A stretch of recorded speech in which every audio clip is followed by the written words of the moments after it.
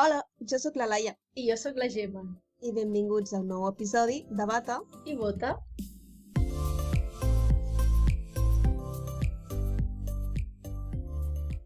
Gemma, la setmana passada vaig parlar jo molt. Què ens has preparat? Doncs mira, precisament en relació al tema que ens vas parlar la setmana passada, els vampirs, he pensat que avui podríem parlar de ratpenats, uns éssers nocturns i misteriosos que tant a la literatura com a la cultura popular s'han associat com amb la mort, amb el diable, inclús directament amb els vampirs o amb la màgia. Però els ratpenats són realment tan dolents? Doncs mira, espero que això m'ho pugui respondre tu mateixa al final d'aquest podcast, però ja t'avanço que el que hauríem de tema precisament és la seva desaparició, perquè desenvolupen unes funcions superimportants per mantenir els nostres ecosistemes tal com els coneixem actualment. Què sabem fins al moment d'aquests éssers tan misteriosos, nocturns i desconeguts per la majoria de la gent? Actualment se'n coneixen unes 1.400 espècies, de les quals 200 estan catalogades com en perill d'extinció. I són uns animals que existeixen des de l'època dels dinosaures. Ostres, doncs ja fa bastant de temps, eh?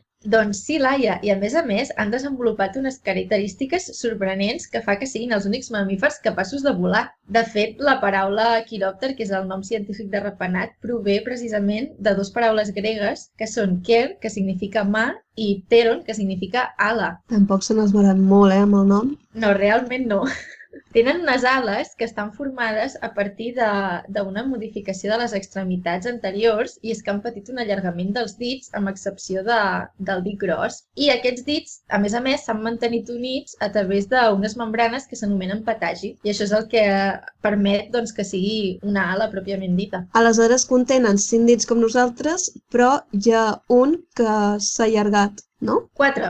Ah, val. O sigui, s'allarguen tots excepte el dit gros. Vale. I els 5 dits estan units a través de la membrana que s'anomena patagi, no? Sí, exactament. Ah, ja ho he entès. I on viuen els ratpenats? Doncs els trobem distribuïts pràcticament per tot el món, amb excepció dels pols, i a cada territori poden adoptar formes molt diverses. A veure si et sorprenen. Va, sisplau. Mira, per començar, els ratpenats els podem dividir en dos grans grups, els megaquiròptera i els microquiròptera.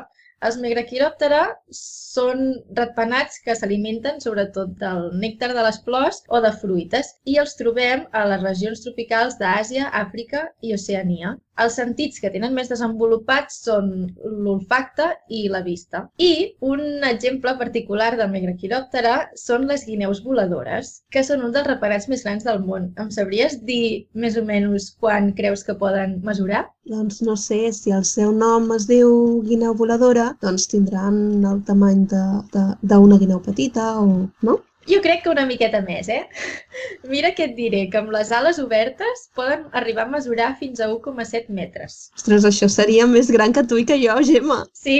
T'imagines trobar-te amb un ratpenat pel carrer d'aquestes dimensions? Sí, és impressionant. O sigui, hem de tenir en compte que aquestes mesures no són d'alçada, però tot i així fan una envergadura molt gran que jo crec que si te'ls trobes cara a cara, impressiona. Fa bastanta impressió, la veritat.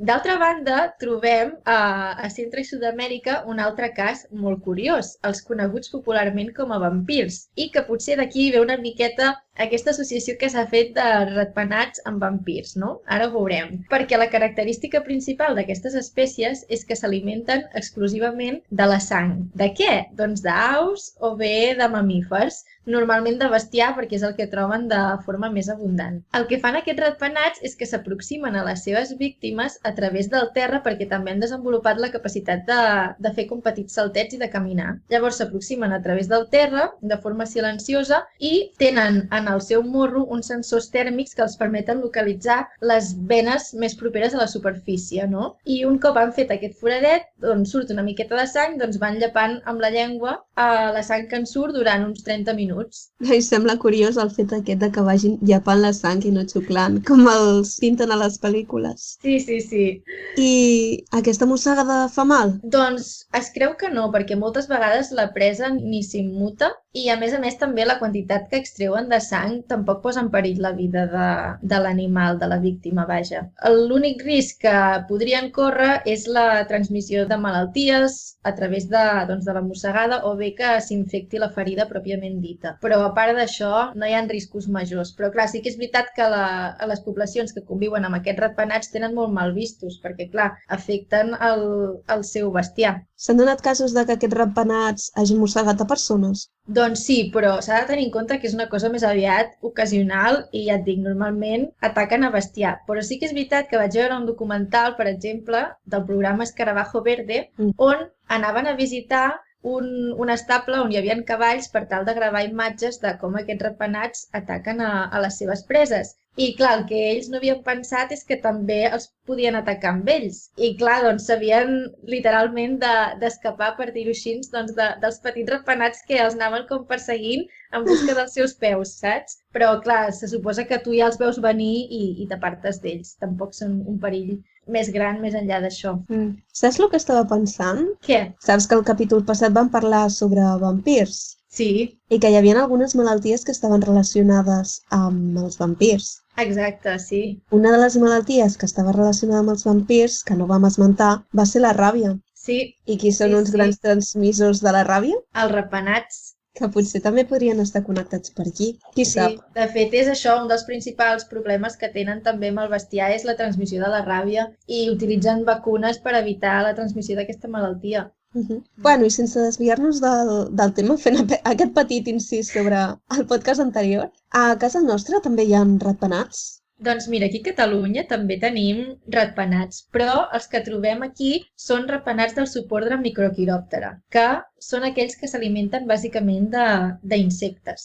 Una característica també molt interessant d'aquest grup de ratpenats és que s'orienten i localitzen les seves preses a través de l'ecolocalització. I què és l'ecolocalització? Doncs és la capacitat de produir ultrasons amb la laringe i aquests reboten amb les superfícies de l'entorn i retornen a la seva oïda produint una mena d'eco. I amb aquest eco ells són capaços de localitzar objectes, obstacles, preses, etc. Aleshores ells tenen una vista desenvolupada o s'utilitza més l'ecolocalització? No són cecs, que això és una falsa creença que molta gent té sobre els ratpenats que són completament cecs i això no és veritat. Ells tenen certa visió, però el sentit que utilitzen de forma més important és l'oïda. I de fet això es va veure en uns experiments que van fer amb ratpenats amb què els hi tapaven la visió i després els hi tapaven les orelles i veien que quan els hi tapaven la visió es podien seguir orientant sense problemes. En canvi, quan els hi tapaven les orelles tenien dificultat per localitzar preses i obstacles i tot això.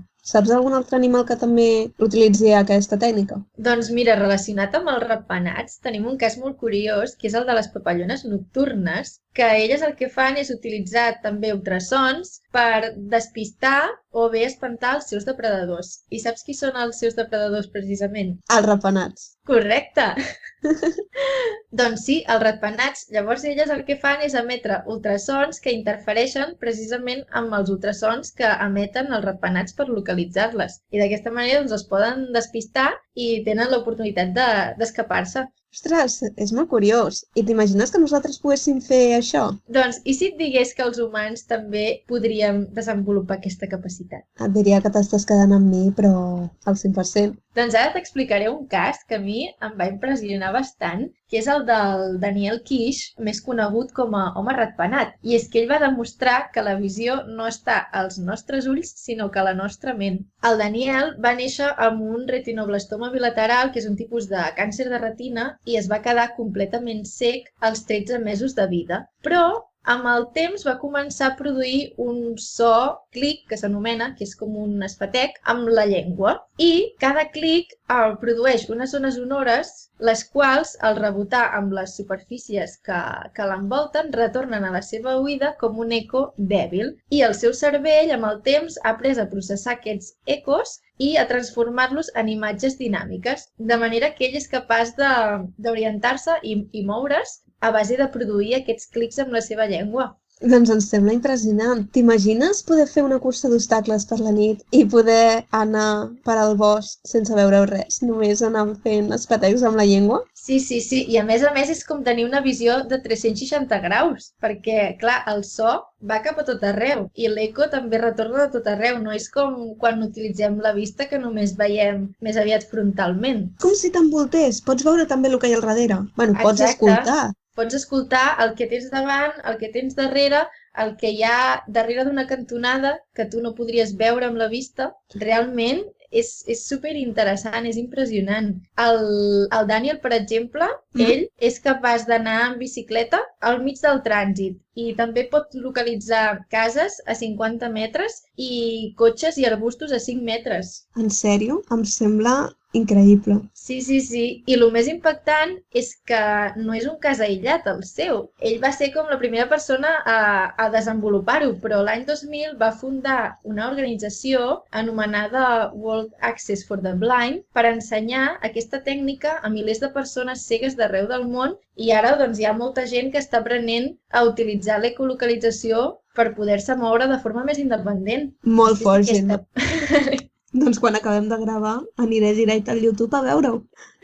I bueno, Gemma, crec que no podem acabar el podcast sense parlar de l'important que són els ratpenats amb l'ecosistema, no? Tant a l'ecosistema com amb la nostra economia, perquè ara veuràs, jo no sé pas què faríem sense els ratpenats, Una de les funcions més importants dels ratpenats és el control de plagues de forma natural, i és que un 75% dels ratpenats s'alimenten d'insectes i poden consumir una quantitat bestial d'insectes cada nit. Es calcula que un sol ratpenat pot consumir entre 600 i 1.000 insectes en una hora. Imagina't el que poden fer amb tota una nit. Imagina't el que poden fer en tot un estiu. Ens salvarien de les picades dels mosquits. A Estats Units van calcular que si no hi haguessin ratpenats s'haurien de gastar un mínim de 3.500 milions de dòlars en pesticides cada any. No és poc precisament. I a Catalunya ara hi ha zones ja del Delta de l'Ebre on no utilitzen pesticides a les plantacions d'arròs. I el que han fet és col·locar tota una sèrie de caixes niu a la vora dels cultius i simplement amb presència de ratpenats ja són capaços de controlar totes les plagues que afecten a l'arròs i a molts altres cultius que normalment són plagues que són nocturnes. Per tant, són superimportants. I amb un problema que també tenim aquí actualment, que és les poblacions de processionària del pi, ara també s'ha començat un nou estudi per veure si els ratpenats són capaços de controlar aquestes processionàries que actualment estan molt descontrolades i tenen efectes greus en les nostres poblacions de pi. Sí, això ho havia sentit a Solsona, no? Sí, han habilitat un búnquer de la Guerra Civil com a refugi de ratpenats. I què més ens pots explicar sobre els ratpenats? Doncs els ratpenats normalment viuen en zones properes a rius, estanys, llacs, en zones humides, i això fa que siguin uns molt bons indicadors de la qualitat de l'aigua d'aquests llocs i dels ecosistemes que els rodegen, perquè si un riu està molt contaminat, no hi trobarem ratpenats. Una altra funció molt important que tenen a les zones tropicals és la de dispersió de llavors, perquè recordem que a les zones tropicals trobem els ratpenats que s'alimenten de fruita i llavors a través dels seus excrements poden dispersar totes les llavors de les fruites que s'alimenten i això té un paper superimportant en la regeneració dels boscos. I, per altra banda, les espècies que s'alimenten del nèctar de les flors també intervenen en la pol·linització de moltes fruites que nosaltres consumim de forma habitual, com ara plàtans, dàtils, albocats, vull dir que són molt importants perquè nosaltres puguem seguir consumint aquestes fruites.